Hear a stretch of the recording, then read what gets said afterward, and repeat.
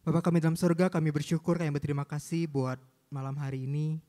Engkau masih memberikan kami kesehatan, dan Engkau masih memberikan kami kesempatan untuk boleh sama-sama beribadah kepada Tuhan, berdoa, memuji Tuhan.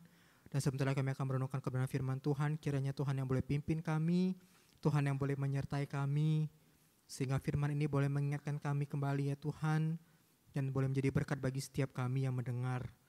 Pakai hamba-Mu yang terbatas ini ya Tuhan, untuk menyampaikan kebenaran firman Tuhan pada malam hari ini kepada setiap jemaat Tuhan yang hadir. Kami berdoa ya Tuhan, menyerahkan waktu perenungan firman Tuhan ini hanya di dalam nama Tuhan kami Yesus Kristus. Amin. Bapak Ibu sekalian, kita akan sama-sama melanjutkan kembali perenungan Mazmur kita. Hari ini kita akan baca Mazmur 69 ayat yang pertama sampai yang ke-19 terlebih dahulu. Lalu kemudian kita akan lanjutkan di ayat yang ke-31 sampai yang ke-37.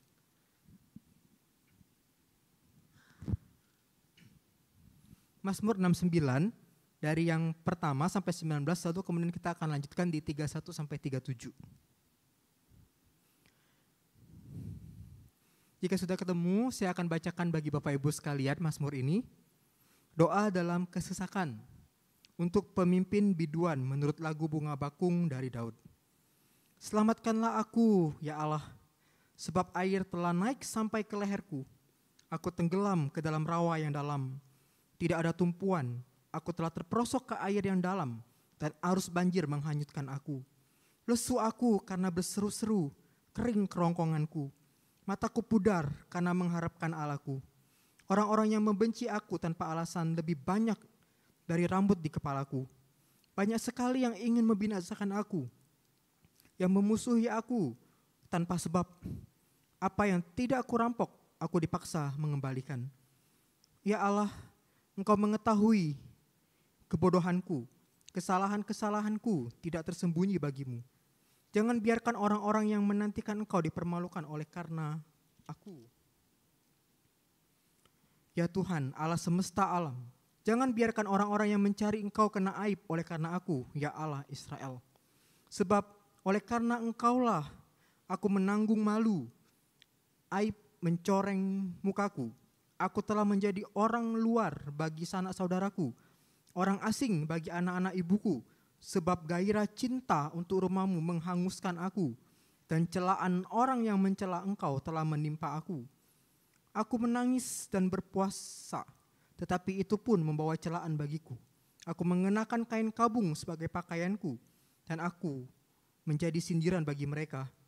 Bagi mereka yang duduk di pintu gerbang, aku menjadi buah bibir dan nyanyian sindiran para pemabuk. Tetapi aku berdoa kepadamu ya Tuhan, pada waktu Engkau berkenan, ya Allah. Demi kasih setiamu yang besar, jawablah aku. Dengan pertolonganmu yang setia, lepaskanlah aku dari lumpur, supaya jangan aku tenggelam. Biarlah aku dilepaskan dari mereka yang membenci aku, dan dari air yang dalam. Janganlah biarkan arus banjir menghanyutkan aku, atau air yang dalam menelan aku.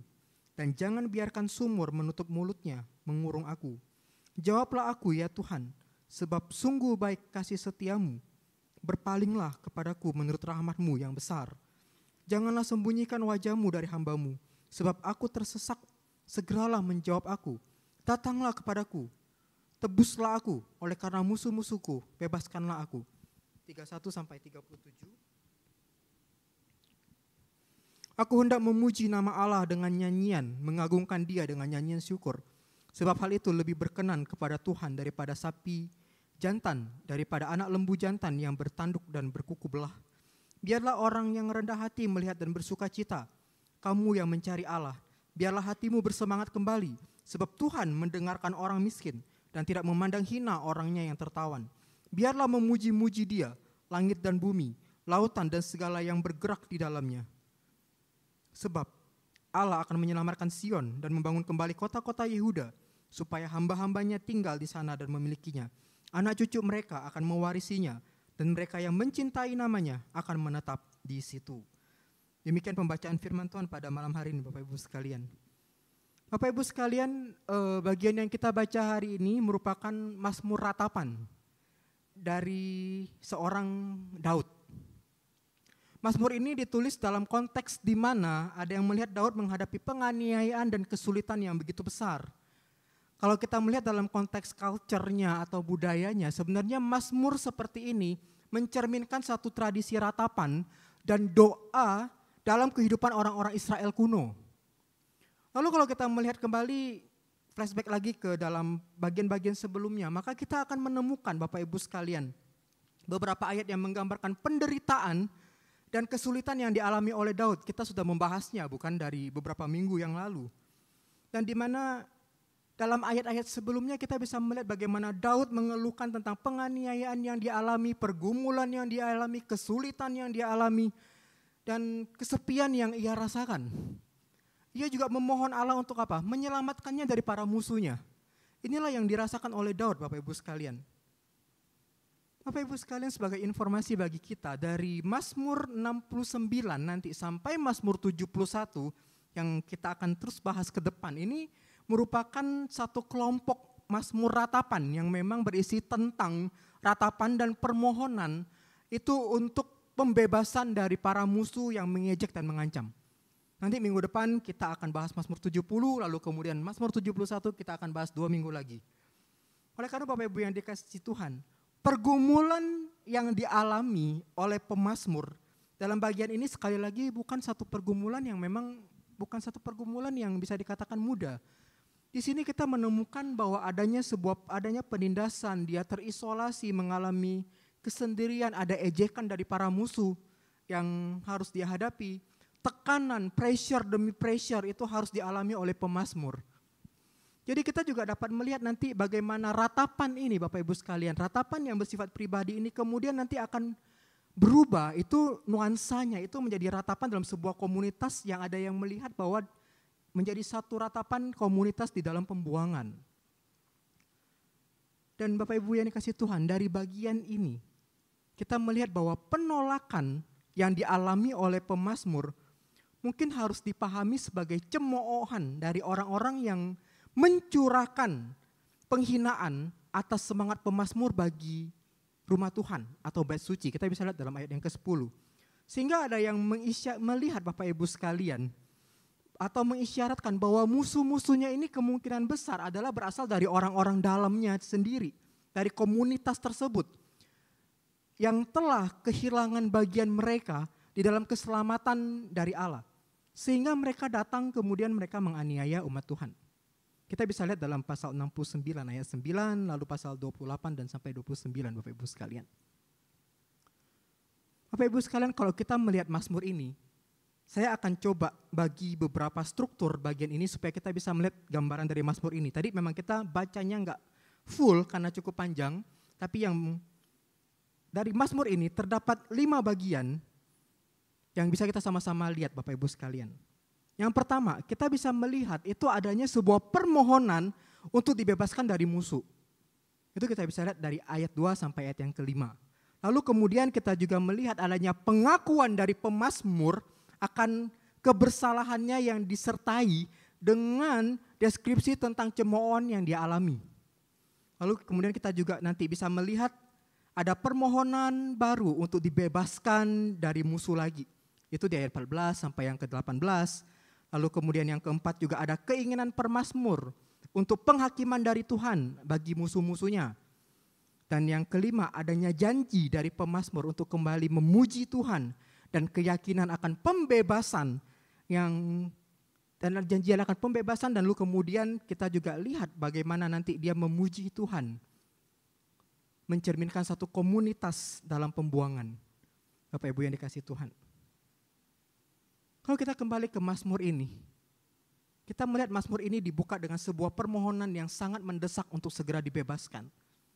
Seperti tadi yang sudah sempat saya sampaikan, bahwa pemazmur mengalami satu pergumulan yang berat dan kesulitan-kesulitan yang dialami oleh pemazmur diidentifikasi dengan sangat jelas pada bagian-bagian selanjutnya. Ya ini apa? Adanya serangan dari para musuh, dari orang-orang yang memang gak suka dengan dia. Jadi kita dapat melihat di sini bagaimana pemazmur menggambarkan situasinya sebagai seorang itu yang seperti berada dalam sebuah kapal yang karam, lalu kemudian berusaha untuk tetap bisa bertahan di tengah laut yang terus menghantam dia. Dikatakan di sana bahwa air itu telah naik sampai ke lehernya Bapak Ibu sekalian. Pemazmur menggambarkan dirinya itu terancam oleh air yang akan kemudian menenggelamkan dirinya. Dan juga akan mungkin nanti melenyapkan dia, menghilangkan dia Bapak Ibu sekalian. Gambaran bahwa aku tenggelam ke dalam rawa atau lumpur yang dalam. Ini ingin menunjukkan kepada kita kedalaman air di tempat di mana dia dalam tanda petik tenggelam. Sampai tenggelam ke dalam sebuah lumpur yang dia gambarkan. Dan kemungkinan besar di sana dia tidak menemukan tempat untuk dia berpijak. Satu gambaran yang cukup mengerikan Bapak Ibu sekalian. Dan pemazmur juga mengalami kelelahan karena perjuangan yang kayaknya tampaknya kok nggak ada hasilnya, nggak ada habisnya. Namun kita melihat di ayat yang keempat Bapak Ibu sekalian, kita bisa menemukan sebuah ungkapan seolah-olah tuh benar-benar kayak hopeless banget. Dia tuh kayak ngerasa nggak ada pengharapan. Pemazmur mulai merasa lesu, lelah, dan tenggorokannya pun digambarkan kering karena sia-sia meminta bantuan dan pertolongan dari Allah. Lalu kita bisa lihat dengan ungkapan kata mata menjadi pudar karena mengharapkan Allah. Jadi dari sini kita bisa melihat Bapak Ibu sekalian bagaimana kondisi pemazmur pada saat itu. Satu kondisi yang memang tidak baik-baik.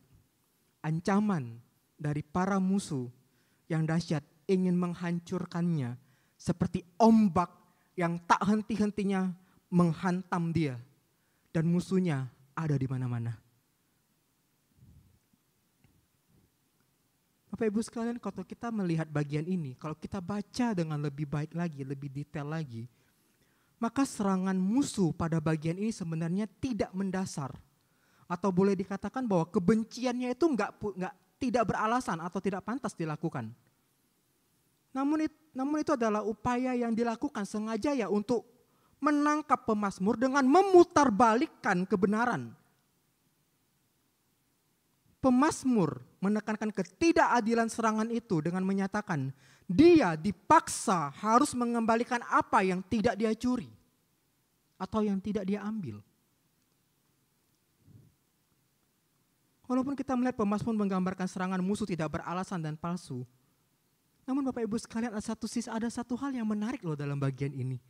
Kita melihat apa yang dilakukan oleh pemazmur. Di satu sisi dia melihat ada musuh-musuhnya yang mengancam dia dan lain sebagainya. Tapi di satu sisi kita melihat satu hal yang dilakukan oleh pemazmur. Di ayat yang ke-6 sampai 13. Di mana di sana dia mengakui bahwa ada kebodohannya dan kesalahannya kepada Tuhan. Dia mengakui kebodohan dan kesalahannya kepada Tuhan. Memang sifat pasti dari pelanggaran yang dia lakukan ini memang gak dijelaskan ya Bapak Ibu sekalian. Tapi dia sadar, dia ini juga ada salahnya begitu loh. Dia juga ada salahnya di hadapan Tuhan. So dia mengakui semua kesalahannya, kebodohannya kepada Tuhan. Ini yang dilakukan oleh pemazmur. Dia gak cuma menjelaskan bahwa dia dikejar-kejar sama musuh. Dia harus mengembalikan apa yang seharusnya yang gak dia ambil. Tapi satu sisi dia juga merasa dia bersalah, dia ada salah, dia mengakui kebodohannya, dia ada pelanggaran di hadapan Tuhan. Ini satu sisi yang menarik Bapak Ibu sekalian dari seorang pemazmur.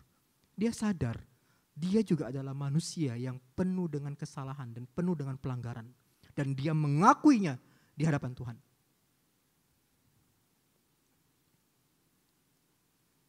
Dia mengakui semua kesalahannya, pelanggarannya di hadapan Tuhan. Dan dia siap menerima konsekuensi dari semuanya itu. Bapak Ibu sekalian, pemazmur juga merasa dia merasa bahwa kegagalannya juga kemungkinan besar itu juga akan berdampak terhadap komunitas.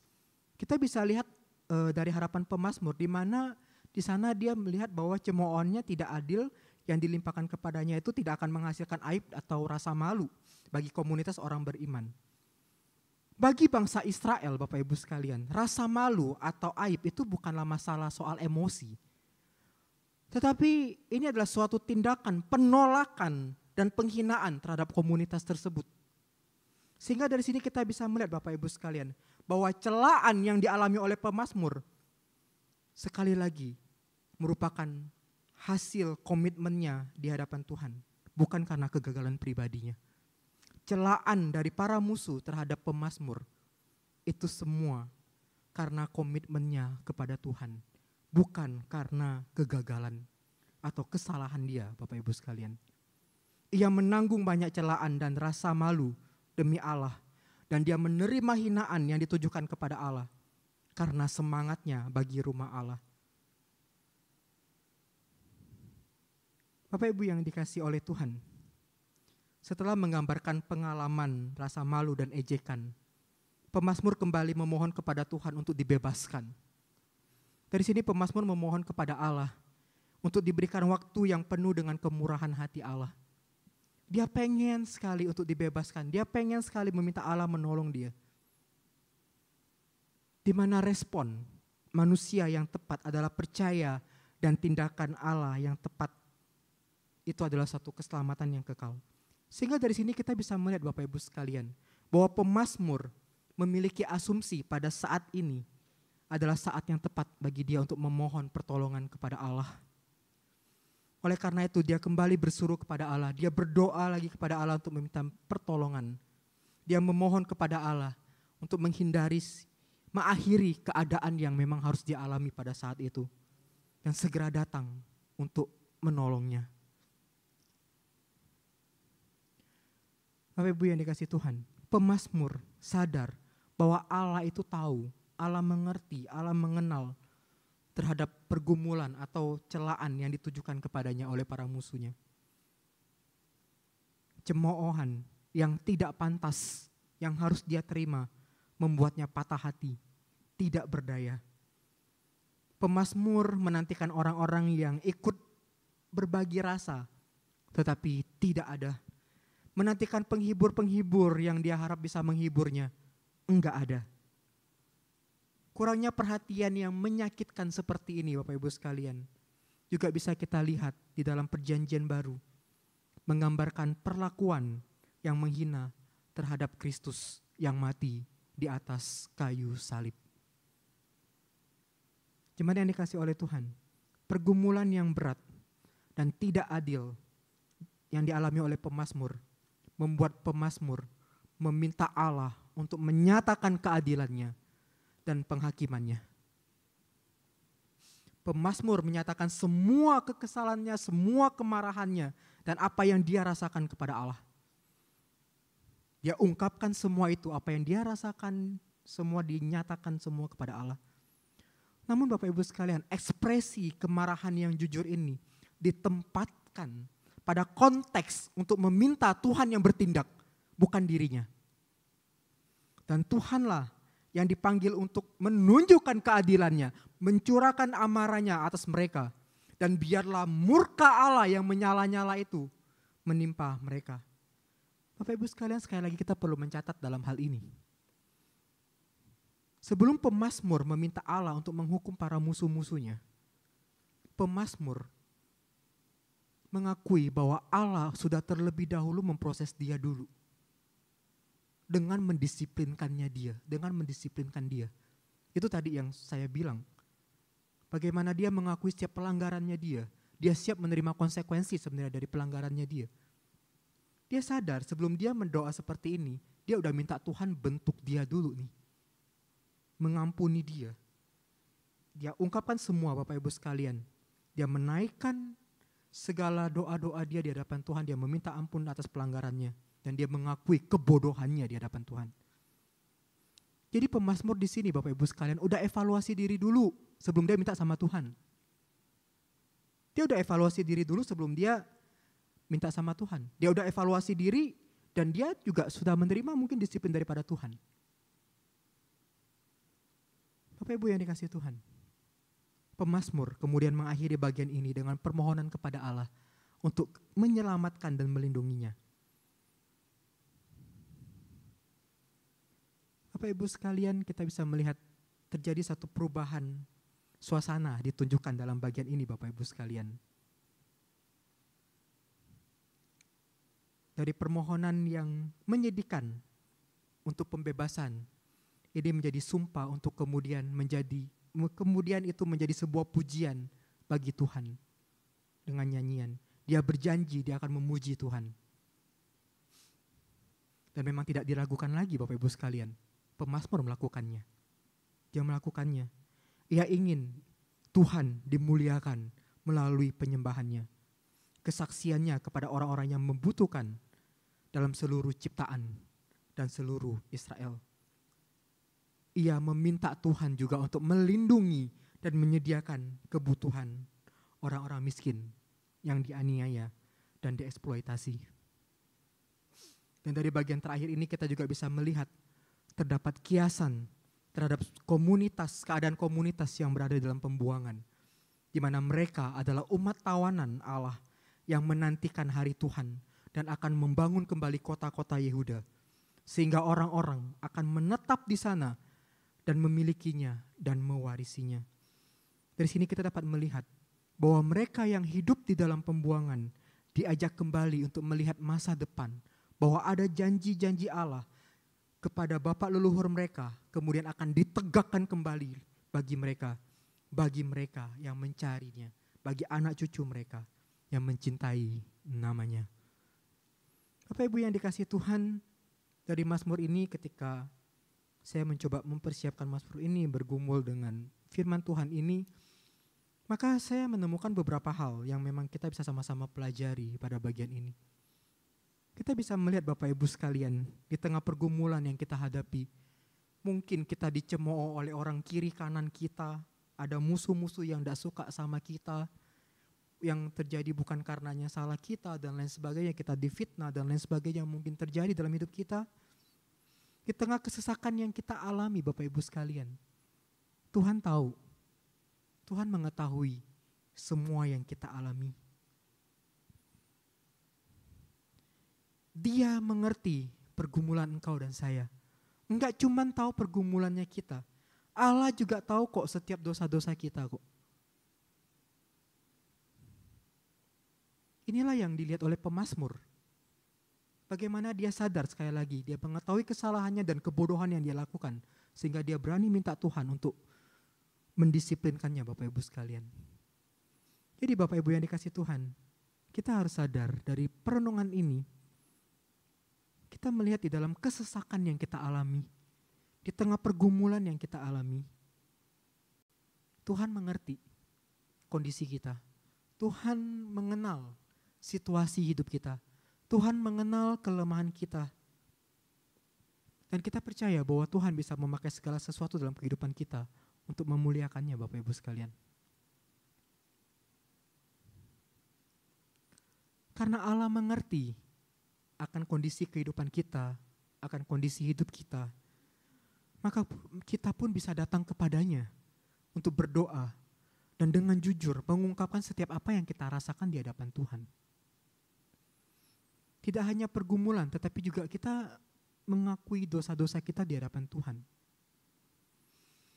Dari sini kita mau belajar Bapak Ibu sekalian juga untuk menantikan waktunya Tuhan bagi setiap kita. Dari setiap persoalan yang kita hadapi, kita diajak untuk belajar, bersabar, menantikan waktunya Tuhan dalam hidup kita.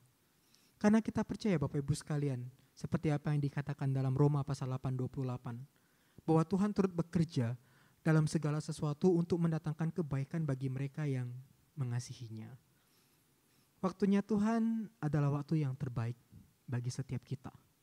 Kita tidak tahu sebenarnya waktu itu kapan, tapi ketika waktunya itu tiba, itulah waktu yang terbaik bagi kita dari Tuhan.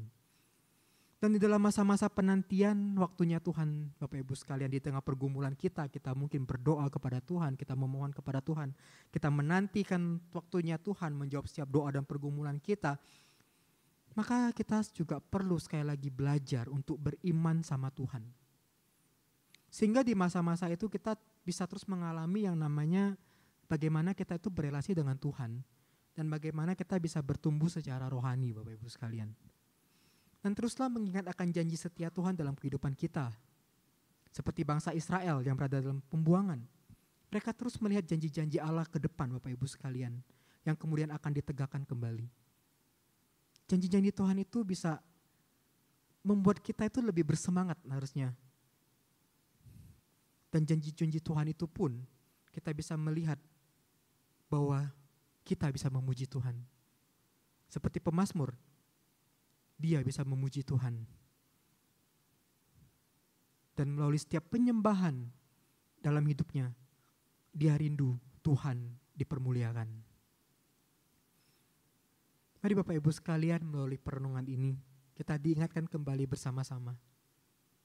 Allah mengerti setiap pergumulan kita. Di dalam kesesakan yang kita alami, seperti judul yang dikasih oleh EAI, doa dalam kesesakan. Saya gak tahu pergumulan apa yang sedang Anda rasakan. Setiap kita pasti datang dengan pergumulan, dengan berbagai macam pikiran dan lain sebagainya. Tapi malam hari ini Tuhan meng-invite kita kembali. Tuhan mengundang kita kembali untuk boleh datang kepadanya. Karena dia mengerti setiap pergumulan kita, setiap keberadaan diri kita. Kita dikasih akses untuk berkeluh kesah, ngomong dengan jujur, terbuka di hadapan Tuhan. Apa yang sedang engkau dan saya rasakan saat ini? Tidak hanya berkeluh kesah kepada Tuhan, tetapi engkau dan saya juga di-invite juga, diundang juga oleh Tuhan untuk mengakui setiap dosa kita di hadapan Tuhan. Karena kita sadar kita adalah manusia yang berdosa. Setiap aktivitas kegiatan kita sehari-hari pun pasti ada yang mengecewakan Tuhan dan sesama kita kok. Jadi Tuhan kasih kita kesempatan. Setiap saat dia mau kita datang kepadanya. Karena Allah mengerti pergumulan kita Bapak Ibu sekalian. Dan nantikanlah waktunya Tuhan dalam kehidupan kita. Karena kita percaya sekali lagi bahwa waktunya Tuhan adalah waktunya yang terbaik bagi kita. Dan di dalam masa-masa penantian atas setiap doa-doa kita, mungkin setiap pergumulan kita rindu kita boleh terus bersandar kepada Tuhan. Dan kita boleh terus memuji nama Tuhan Bapak Ibu sekalian. Kiranya kita boleh terus dibentuk oleh Tuhan. Kita boleh diingatkan kembali pada malam hari ini. Di dalam kesesakan, Tuhan mengerti akan setiap pergumulan kita. Dan dia hadir bagi engkau dan saya Bapak Ibu sekalian. Datanglah kepadanya. Berdoalah sama Tuhan. Bawa semua pergumulan kita di hadapan Tuhan. Dia tahu, dia mengenal kita. Dia tahu kondisi yang kita alami saat ini. Dan nantikanlah waktunya Tuhan dalam kehidupan kita. Dan teruslah bertumbuh di dalam Tuhan. Dan kiranya hidup kita pun bisa mempermuliakan nama Tuhan. Mari kita berdoa. Bapa dalam surga, kami bersyukur dan berterima kasih buat perenungan firman Tuhan pada malam hari ini. Kami belajar, kami melihat bagaimana Allah mengerti pergumulan kami. Tuhan mengerti setiap apa yang kami alami. Duka, cemoohan mungkin dari orang-orang di sekitar kami yang tidak suka dengan kami. Atau hal-hal lain ya Bapak yang kami alami di tengah-tengah kehidupan kami. Tuhan tahu, Tuhan mengerti pergumulan kami. Namun di dalam kesesakan yang kami alami, di dalam pergumulan yang kami alami, kami punya Allah yang setia, Allah yang mengerti pergumulan kami, Allah yang tidak pernah meninggalkan kami, Allah yang tidak pernah meninggalkan perbuatan tangannya bagi setiap kami. Kiranya melalui perenungan ini kami boleh diingatkan kembali akan kasih setia Tuhan, bahwa kami tidak berjalan sendirian. Terima kasih ya Tuhan buat perenungan firman Tuhan pada malam hari ini. Sebentar kami akan pulang, kiranya Tuhan yang boleh pimpin dan menyertai kami. Dan besok kami akan kembali datang beribadah, menikmati ibadah kenaikan Tuhan, Yesus ke surga. Satu momen yang sangat penting bagi setiap kami sebagai orang percaya. Terima kasih ya Tuhan, ini doa kami yang kami naikkan dalam nama Tuhan Yesus. Amin. Selamat malam Bapak Ibu sekalian.